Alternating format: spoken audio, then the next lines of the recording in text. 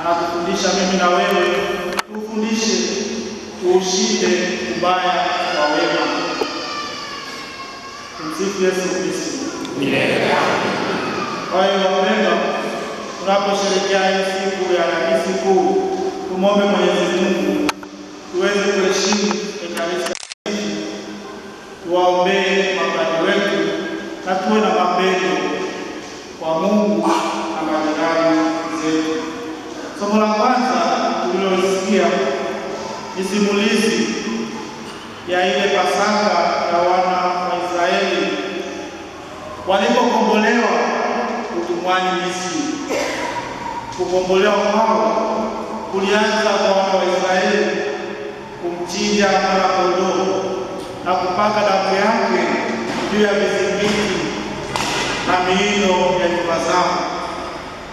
Damu ya mwana-kondoo iliwafanya wakingwe na mapigo ya yule malaika wa kifo aliyekuwa anatembea katika kila nyumba za Wamisri ili basi kuangamiza wazaliwa wa kwanza. Hii damu ya mwana-kondoo ilimwagwa, ilinyunyuziwa kwenye miino ya milango ili kuwakinga Waisraeli. Tukumbuke wapendwa, kama tunasoma maandiko matakatifu,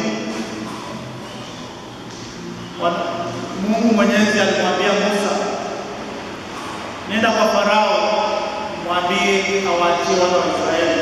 Na Farao kama mbishi hakukubali kuachia wana wa Israeli, na Mwenyezi Mungu anawapa mapigo 10. Na pigo mojawapo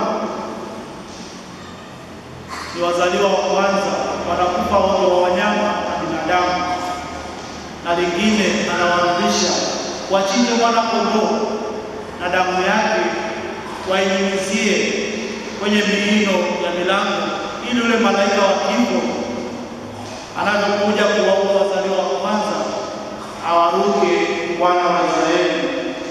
Ili pigo lilikuwa kubwa, na Farao akasarenda, akakubali wana wa Israeli waendelee.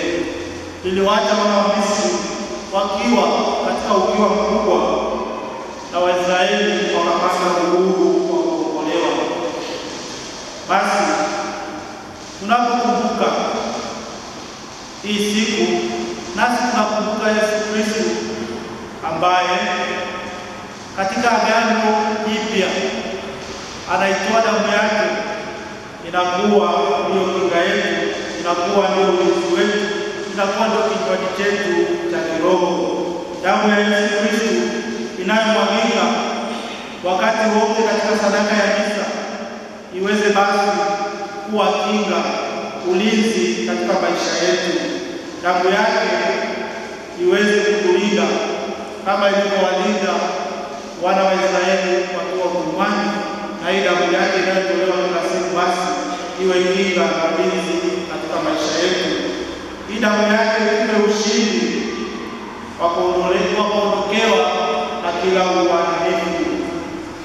Basi wapendwa, kama ilivyokuwa kwa wana wa Israeli, waliamrishwa washiriki katika kumla mwana-kondoo wa Pasaka ili wapate ukombozi.